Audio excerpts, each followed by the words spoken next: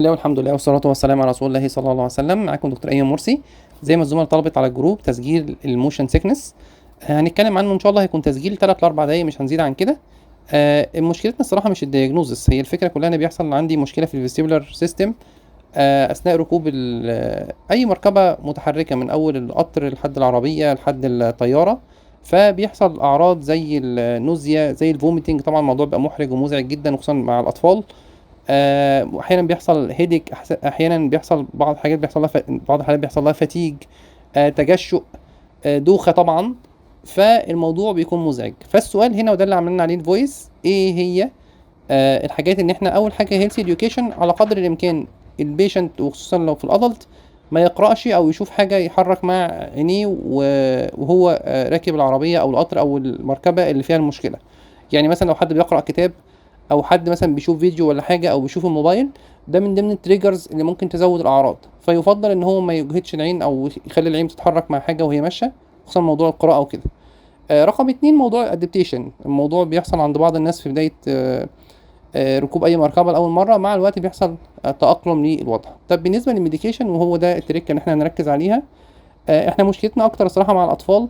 معظم الميديكيشنز اللي موجوده مش موجود منها شرب، فبالتالي احنا هنقول جرعة الادلت وهنقول جرعة الاطفال. غالبا تابلت بنقسمها زي ما هنشوف.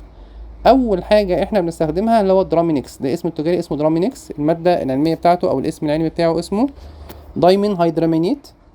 بيتاخد قرص قبل ركوب او قبل السفر، او ركوب المركبة اللي احنا بيحصل معاها مشكلة، سواء عربية او قطر او طيارة، بساعة. طب الاطفال من عمر 6 سنين ياخدوا نص قرص. متاح ان اكرر الجرعه تاني من 6 ل 8 ساعات. ده بالنسبه للدرامينكس.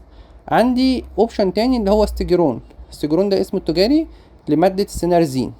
اقدر بالنسبه للستيجرون ده تركيز 25، اقدر استخدمه في الاطفال من عمر 5 سنين ياخدوا نص قرص، من 5 سنين لحد 12 سنه. طبعا هو بينام سنه يعني، فبالتالي ممكن الطفل لو نام شويه ولا حاجه ده وارد جدا مع ستيجرون، وبيحصل نفس الكلام في الادلت. وبالنسبه للادلت او الاطفال فوق ال 12 سنه يقدروا ياخدوا ستيجرون 25 قرص كامل.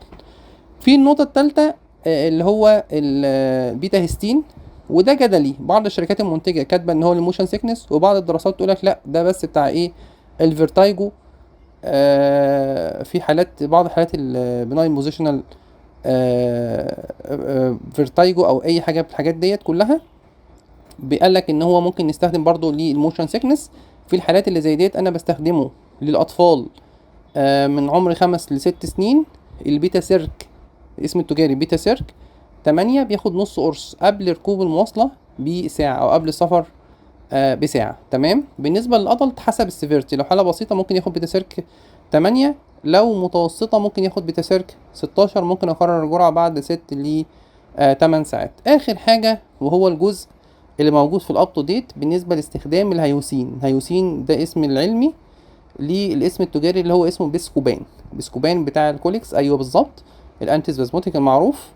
الاب تو ديت كاتب ان هو احنا بيستخدم ايضا للموشن سيكنس. فالادلت بتاخد منه قرص قبل السفر بساعة، والاطفال بياخدوا نص قرص من عمر 5 ل6 سنين. ان شاء الله موعدنا مع الفويس التاني او التالي ان شاء الله يكون هايبوتنشن. وجزاكم الله خيرا على الاستماع.